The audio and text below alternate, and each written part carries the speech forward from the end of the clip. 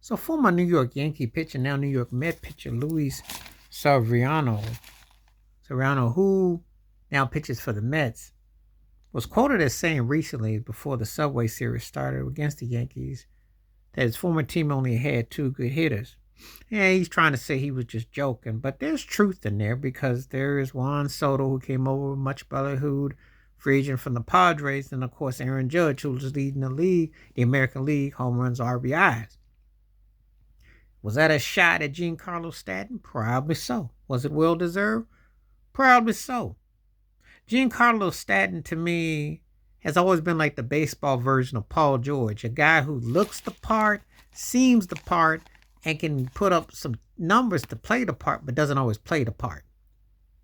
And they are basically a two-man juggernaut. There's a lot of home runs hit Monday. They spanked up on they won their game, but they also battling. They're tied with first with the Orioles. The Orioles that came back and caught up with them.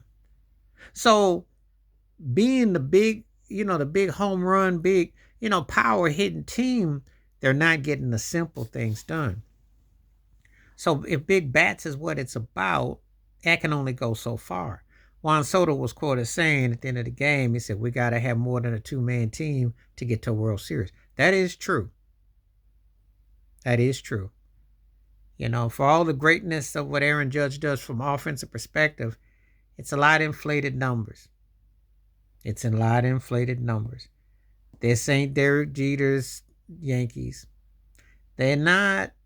It was management. There's another starting pitcher. They're what we call one track off from having a train come into the station properly. It's like you got to stop the train close. It doesn't make it in home. So they got their work cut out for them. And I think that this is going to be very big what happens this year, especially where Stanton is concerned, because they are predictable. They don't have the balance to be a true contender.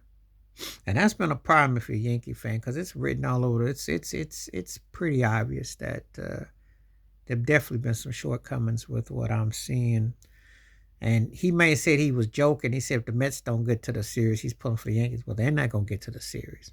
The Mets ain't going to. Mets ain't, and they're not in Atlanta or Philadelphia's caliber or tier. They're playing better, but they're not that team. But the Yankees do have a problem. They've been a 2.5-man team on offense.